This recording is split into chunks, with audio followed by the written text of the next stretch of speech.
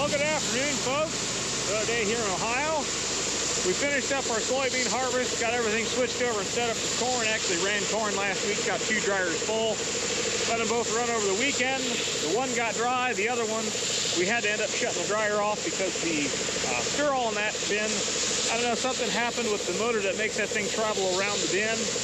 It's either something inside of it come apart or bad connection, not quite sure, but it's not happy about life, so we had to shut it off on Sunday. It was running fine Saturday when I checked it, and then Sunday when Dad checked it, it was not doing its thing anymore. So, unfortunately, we didn't get that bin run to where it's completely dry. We got WG on call to come out and check it out, figure out what's going on with it.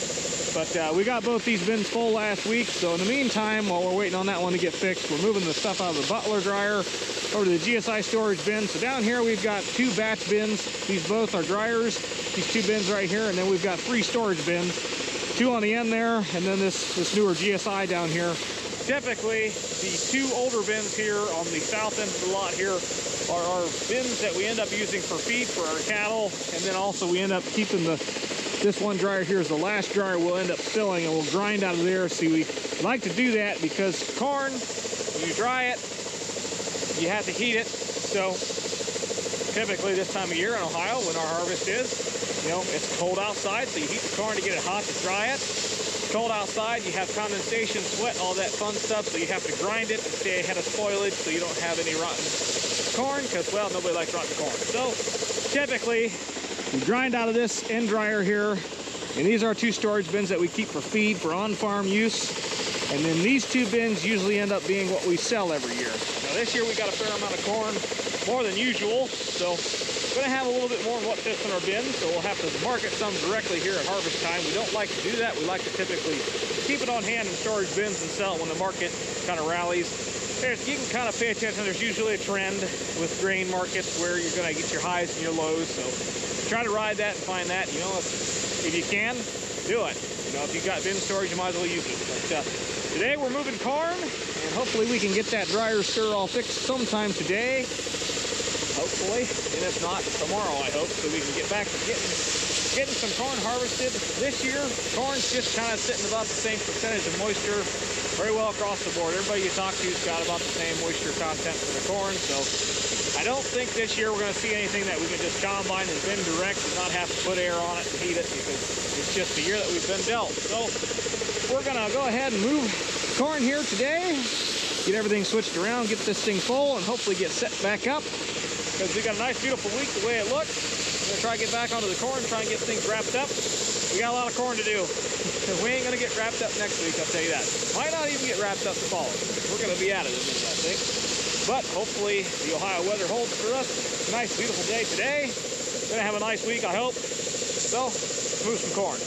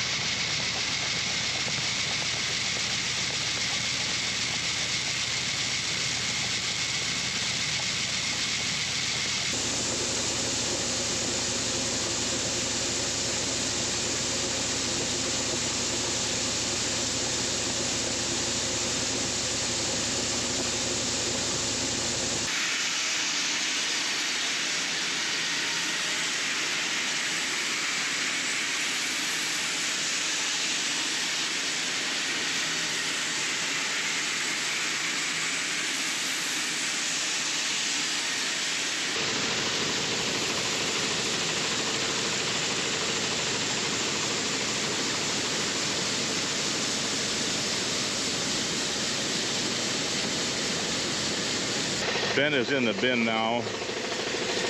The corn level got to where it wasn't flowing anymore, so he's shoveling out right in front of the door.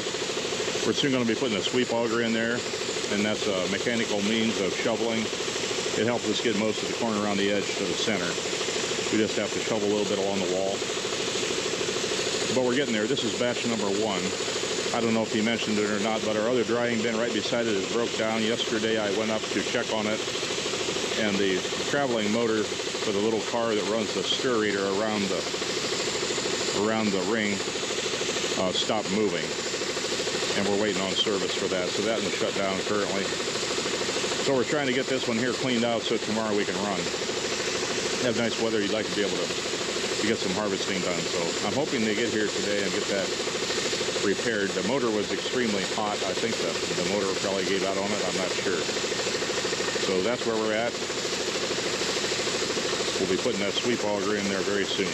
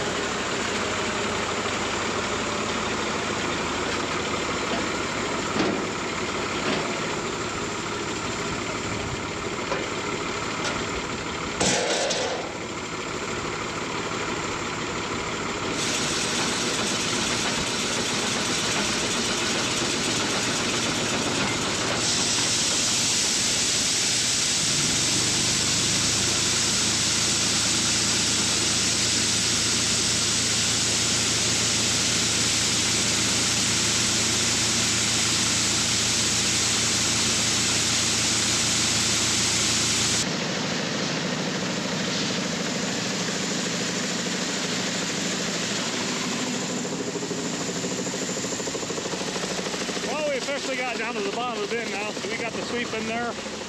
Just switch wagons here. Dad's gonna shovel one while I unload one. Yeah, and we'll start doing the old switching around gig.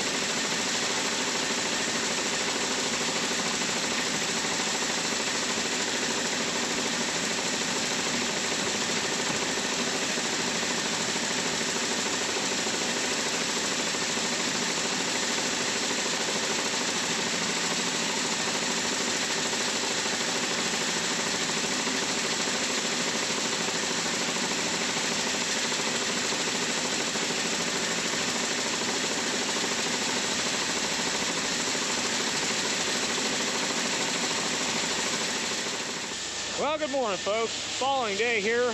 Ended up having the eventful end of the day yesterday.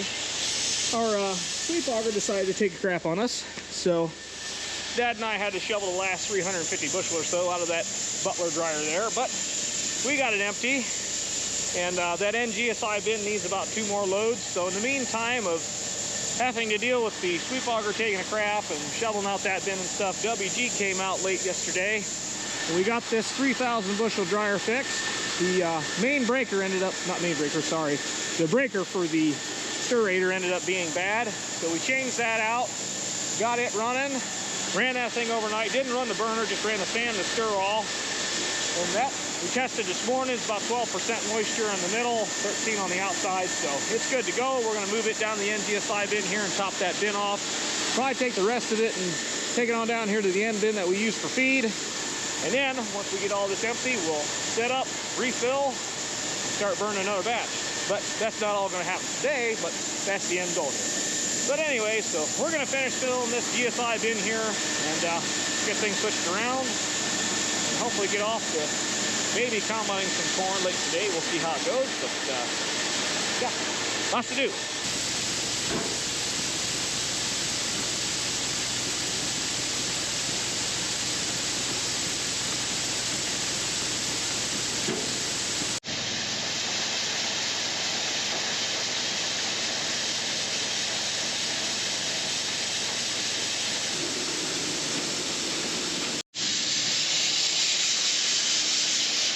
Well, naturally, I forgot to turn the camera on when we were moving stuff. We got this GSI bin full now, switched over. Now we're going to be filling this end storage bin here and finishing out emptying this 3,500 bushel dryer here. So kind of set up for continuous flow here. So we pull out of this dryer here, run it into a wagon, set the auger up to where the wagon can discharge into this big 10-inch auger and run on up into the storage bin here. We'll run that with this 385 here. These things are pretty nice tractors. They're pretty efficient on fuel. We've got several of them now. We've got 2 385s, 484, and 884. They just work out pretty nice. Wouldn't mind having a 6 someday, but we'll see what happens. Wouldn't mind having one of those for running a rake or a tedder someday down the road. We actually have a Bush Hog 3400 series loader that's been sitting here for a couple weeks by now. We bought this thing not too long ago up from a farm in Burbank, Ohio. I've got some steel sitting here. This project is going to be mounted on this 884 tractor. We're actually going to end up using this in the field next year. We've actually got part of the mount that's originally for that loader on the front here. We thought maybe we could use it, but aside from chopping this piece all up and having to remake it basically to fit this tractor, I'm going to take that piece back off and put it with the original brackets that were for that loader. So someday if we want to put it on a bigger tractor like the 766 or an 806 or something like that, we've still got those mounts. We're going to end up making a custom mount.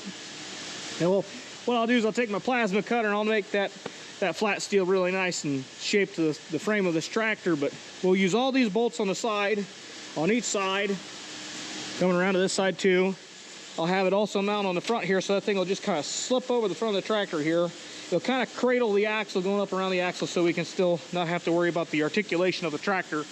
But I'm going to make a custom mount. That's a pretty big loader, a little bit bigger than what you typically find on one of these tractors.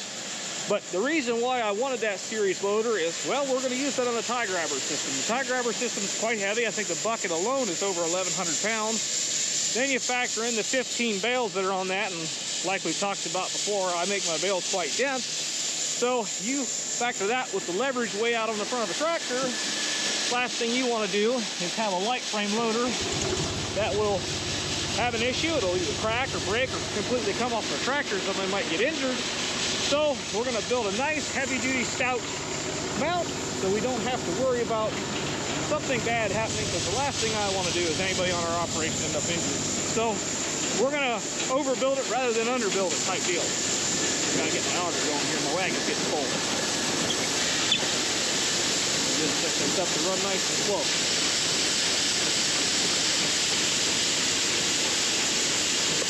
Yeah, but anyways, as I was saying, I will make a custom mount to fit that 884. It'll take a little bit of doing. Not a big deal. Thankfully, I guess I was raised and taught the skill set of being able to learn how to fabricate your own custom parts. I guess that's one of the beautiful things about my upbringing. And I've got a curious mind. I like to figure things out. But yeah, we're going to build a nice custom mount so we can have a nice big loader on that tractor so we can use it for our hay system. I don't really particularly like having skid steers running in a hay field. If you know anything about, the alfalfa plant, you break that crown off, the plant's dead. Skid steers, what do? They skid. What does skidding do? You break all those crowns off and now your alfalfa plant is ruined. You end up with a bunch of dead spots in your field, and that doesn't jive with our method of operation. That's why we've never really done a lot of in-field work with skid steers. It's always been tractors. And now we need a big loader tractor, so we're gonna make one, basically. I don't have the luxury of writing a check and buying a big fancy new one. I mean, there's some nice new ones, but boy howdy, I'm pretty proud of them.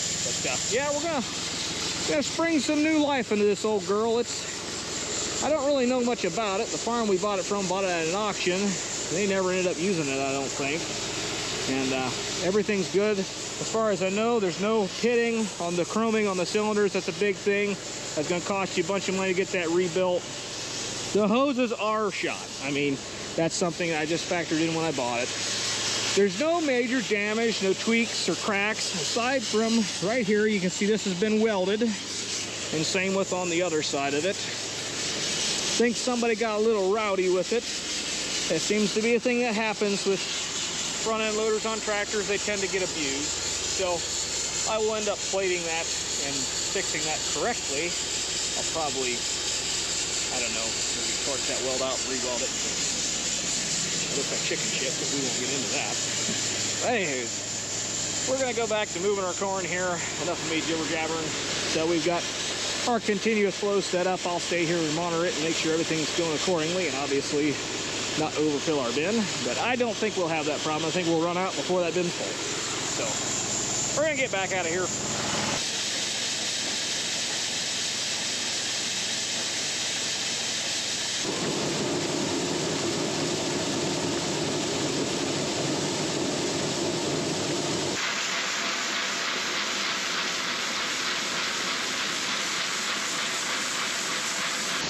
Really isn't much anything interesting going on here. Just pulling out of one bin, putting it in another.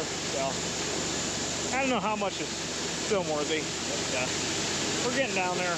Just turned the star all on the small dryer, so I'm gonna let that run and try and get a little bit more out before we have to grab the sweep and put it in there. Back to shovel and all that fun stuff. We're getting close to being empty. Gonna need a little bit more to fill that the way it's looking.